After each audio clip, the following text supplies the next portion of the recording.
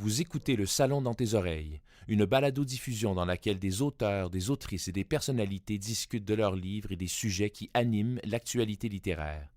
Les enregistrements ont été faits lors du dernier Salon du livre de Montréal. Allô? Oui, bonjour. Ah, bonjour. Peut-être que vous la connaissez, peut-être que vous la connaissez pas. Rebecca. Peut-être que vous la connaissez, peut-être que vous la connaissez pas. Jeannette Bertrand. Je l'appelle jamais par son nom.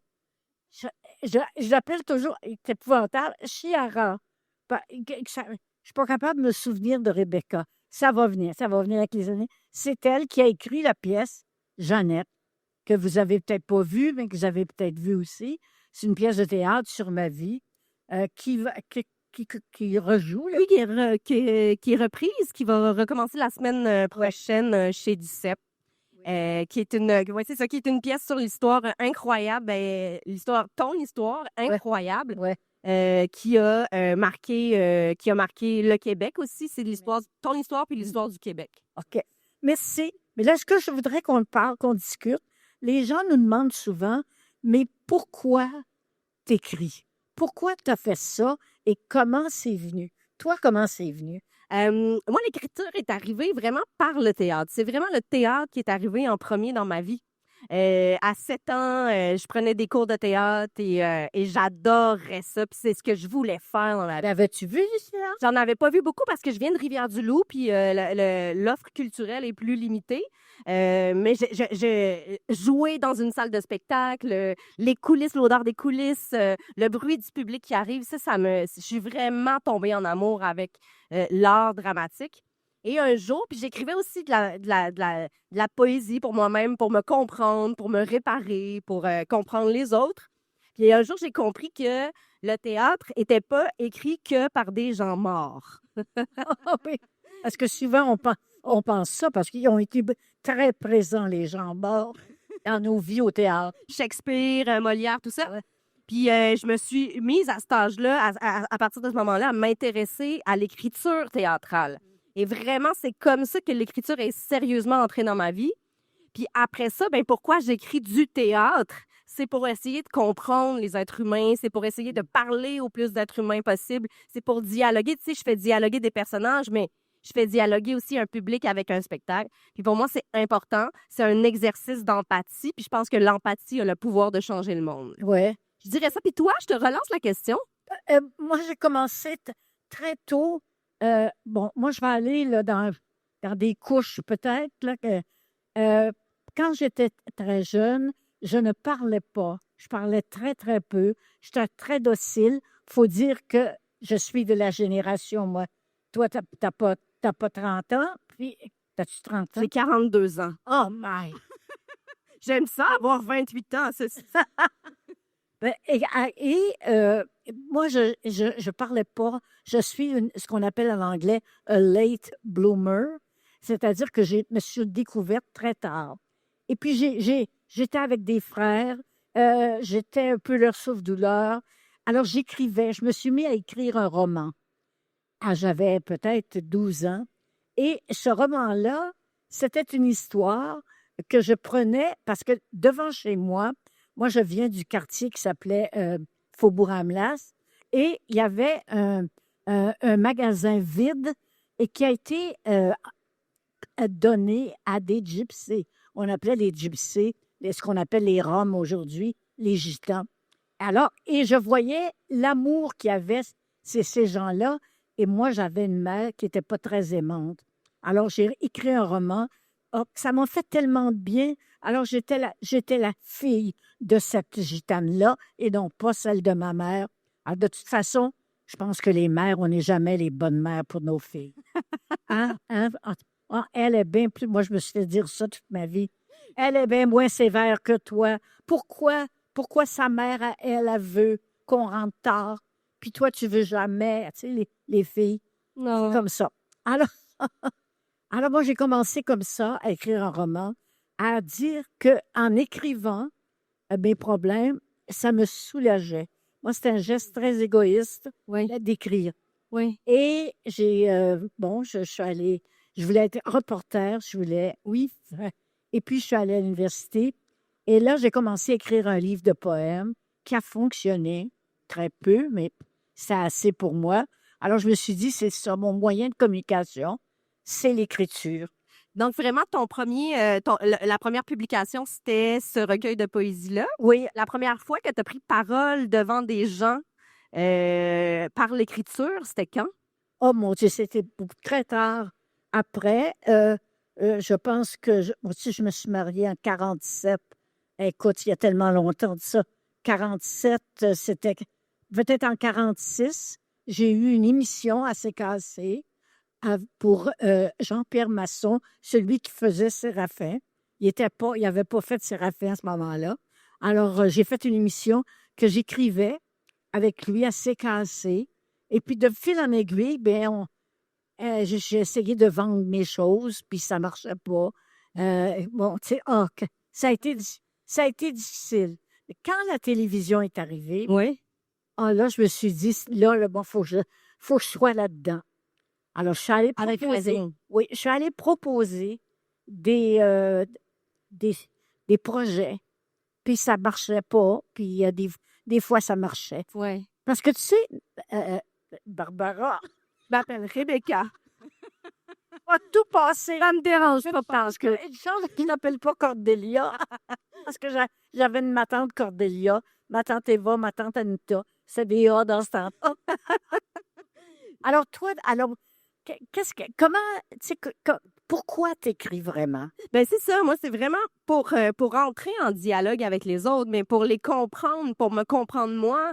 C'est ça, comme je te disais, c'est vraiment une affaire pour moi d'empathie. Oui, mais il faudrait que tu me donnes plus d'exemples, là, je comprends pas. Concret? Oui, Ben, par exemple, j'en ai plein, là, mais OK, la première fois que je me suis dit l'écriture pourrait vraiment me permettre d'entrer en contact avec l'autre, c'est, là, je vais aller dans quelque chose d'intime. OK, Ouais, on fait ouais. ça? On va là? J'ai été hospitalisée, moi, pendant 6 mois quand j'étais adolescente parce que j'avais des troubles alimentaires et j'étais enfermée dans une chambre d'hôpital.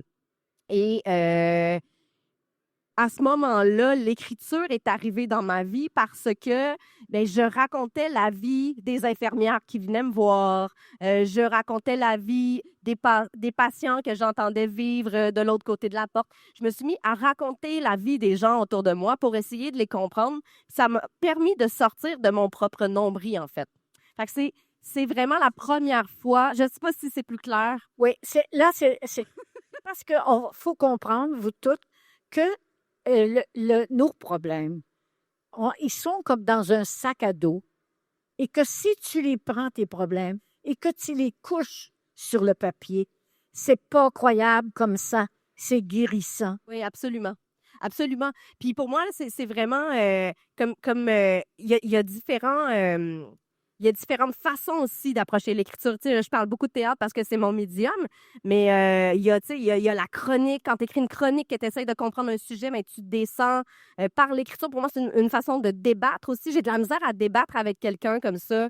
J'ai besoin de passer par l'écriture pour comprendre ce que j'ai à dire, ce que je veux dire.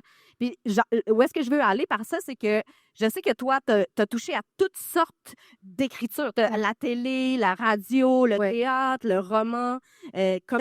Parce que je pense que pourquoi je fais de tout, c'est que quand tu sais raconter une histoire, tu sais raconter une histoire au théâtre, il y a quelques petites règles à ajuster, mais pas grand-chose. Moi, mon père était un raconteur d'histoire, souvent cochonne, mais un vrai raconteur d'histoire. Puis quand il parlait de lui, tu sais, une fois, on était nombreux, là, et puis il parlait de tous les jobs qu'il avait fait dans la vie. Puis à un moment donné, j'ai dit naïvement, je devais avoir 12-13 ans, je dis, mais là, papa, là vous devez avoir 130 ans, parce que si vous avez fait tous ces jobs-là, en temps, il n'aimait pas ça, parce que j'y brisais sa façon de raconter. Fait que, est-ce que tu penses, toi, que quand on raconte, on exagère.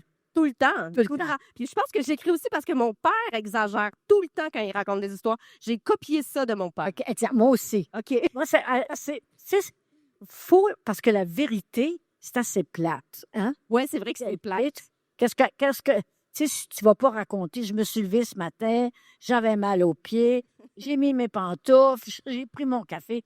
Plate à mort. Faut que tu inventes qu'il arrive des affaires. Tu sais.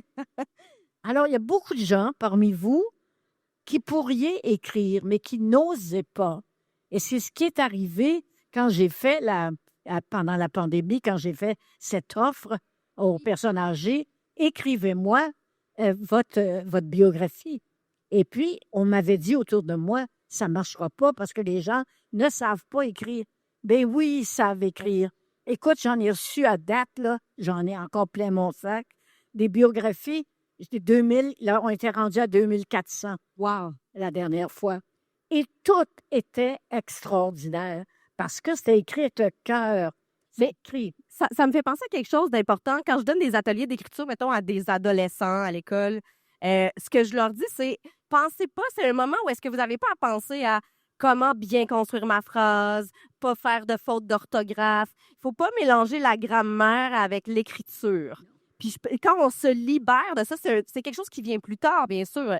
On va pas publier des romans pleins de fautes d'orthographe, mais pour vraiment se connecter à son cœur, je pense qu'il faut oublier ces questions-là puis plonger pour de vrai. Ah, tout à fait.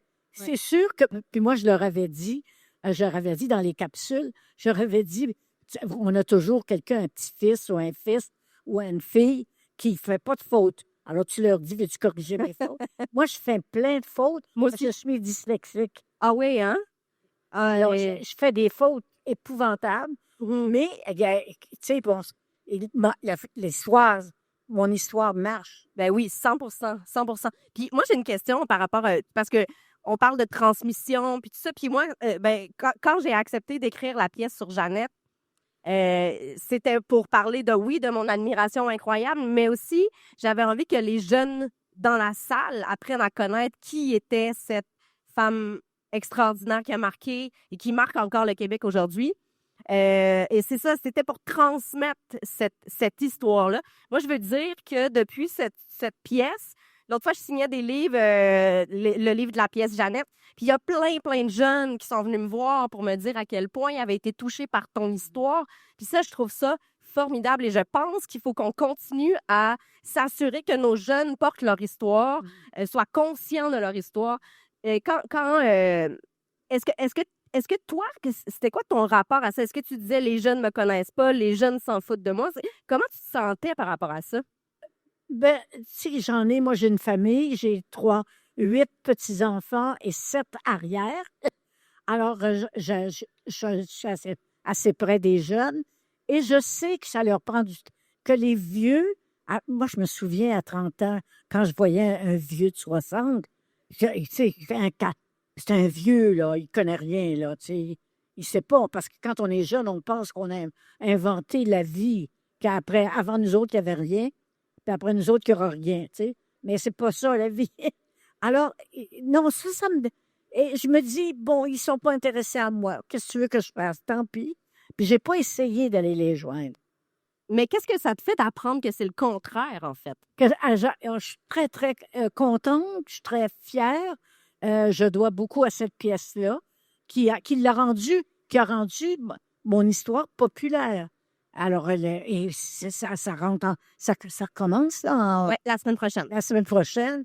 Et puis, c'est un succès.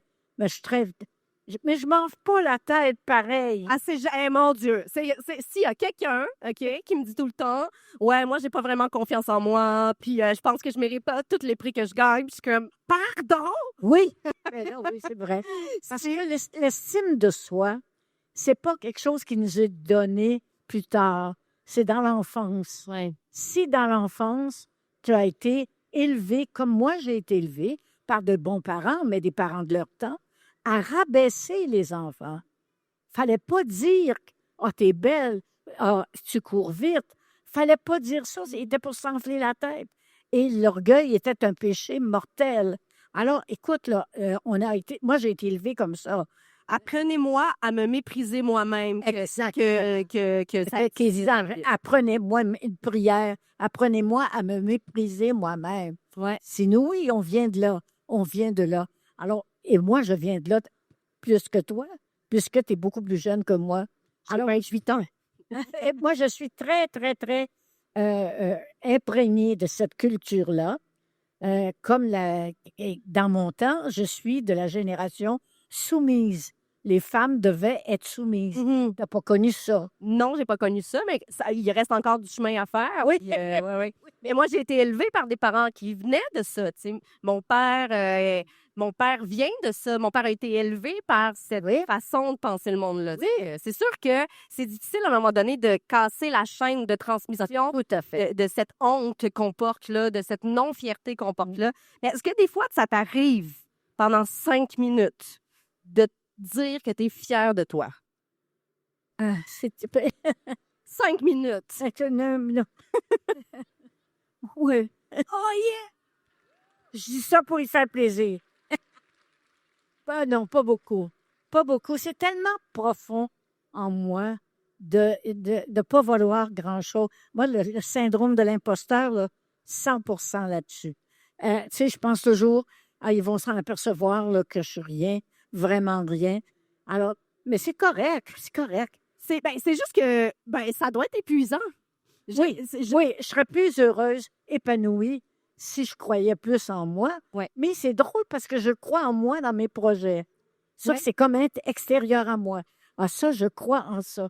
Je sais ce que je suis capable de faire.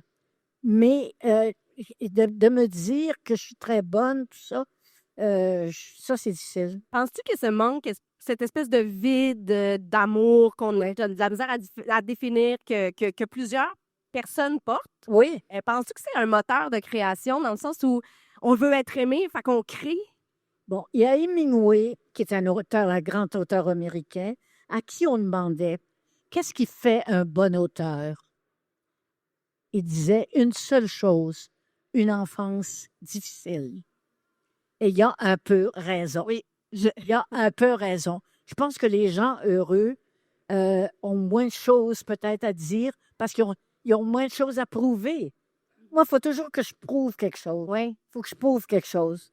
Il y a un moment donné, tu m'avais dit, puis je m'identifie beaucoup à ça, quand je suis en colère contre quelque chose, j'ai trouvé mon prochain sujet. Oui, exactement.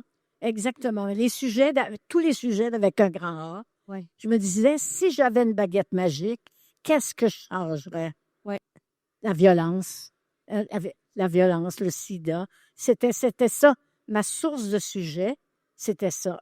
Et j'en ai fait 53. C'est extraordinaire. C'est extraordinaire. Ça, je suis fière de ça. Ça, je suis fière de ça.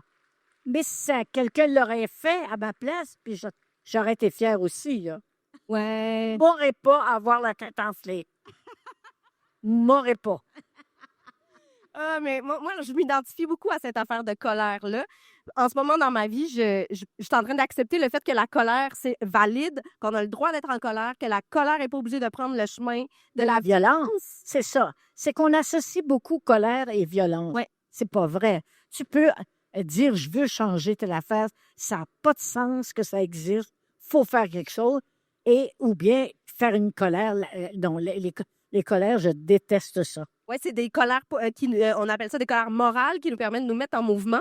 Puis je pense que tu es quelqu'un qui a donné la capacité à plusieurs femmes de se mettre en mouvement grâce à tes colères. Pas tes crises de colère, mais non. colère. Oui. Moi, je pense que je suis quelqu'un qui a été dans une famille où il y avait, comme partout à cette époque-là, des injustices. Pourquoi mes frères avaient le droit, avaient de l'argent de poche et pas moi? Pourquoi ils voulaient aller au cinéma, pas moi? Rien que parce que j'étais une fille. Le fond de ma colère vient de là. Pourquoi? Pas moi. Alors, ça vient de là beaucoup.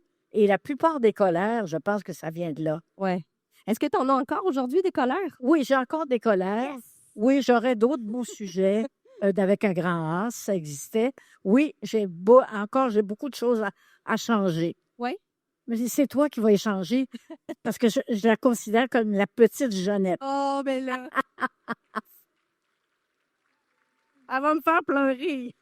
Non, mais c'est vrai. Mais C'est vrai, c'est vrai.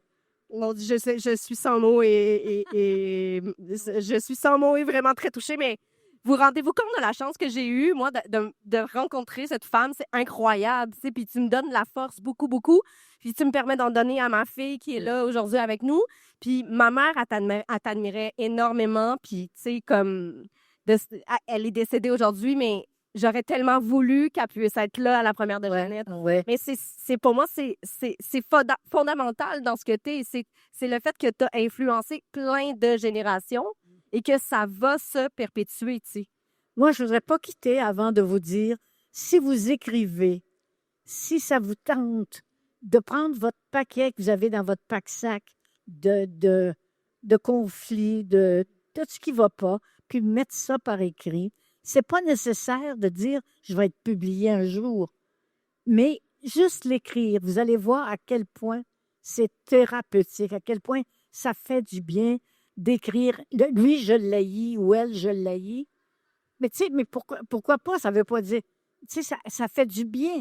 On le regarde. Tu sais, quand j'ai parti il y a très, très longtemps, tu n'étais pas né.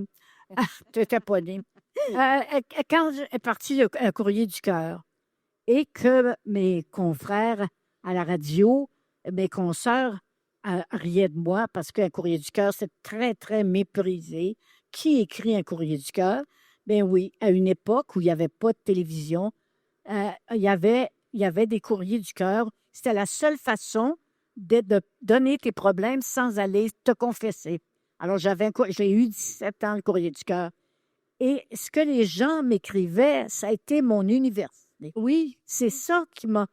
C'est ça, parce que quand tu vis tout seul dans ta maison ou dans ta petite famille et ton petit milieu, tu ne sais pas qu'il y a des gens loin à la campagne qui vivent d'autres choses. Alors, on ne le sait pas, on ne peut pas savoir ça. Alors, le courrier du cœur, pour moi, ça a été mon université. C'est très beau ce que tu dis. Puis moi, j'en ai lu parce qu'il y en avait de publiés. C'est Zoé, je pense, qui me l'a dit. Zoé, sa petite fille, jouait dans le spectacle. Ben, joue dans le spectacle. Oui. C'était vraiment une super ressource. Puis j'ai lu ses courriers du cœur. Il y en avait quelques-uns. C'est une vraie comédienne. Elle a fait les études. C'est pas moi qui l'ai poussée, là. Non, vraiment pas. Et c'est une actrice incroyable. Mais les courriers du cœur, les gens, comment ils se confiaient à toi, c'est incroyable. Puis moi, ça m'a vraiment touchée de lire ça. Puis c'est vrai que ce mépris-là pour les problèmes des vrais gens, je le comprends pas.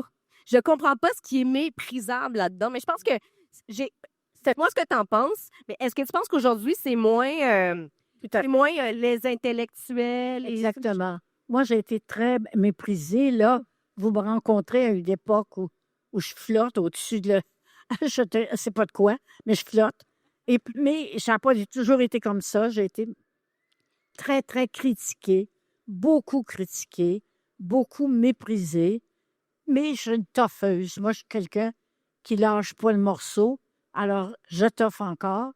À 100 ans, et je n'ai pas fini. Non. Je n'ai pas fini jusqu'à temps que la vie me prenne la vie. Ah, c'est beau cette formulation. La vie me prenne la vie. Oui. En tout cas, je t'aime. Moi, tout. Alors, merci beaucoup d'être venu. Oui. Merci, ça nous a fait plaisir de partager un petit peu avec vous. Puis encore une fois, si ça vous tente d'écrire, ne vous privez pas parce que vous faites des fautes. C'est pas ça l'important. L'important, c'est pas la phrase. C'est ce qui part de votre cœur pour mettre sur le papier. Vraiment. Merci beaucoup.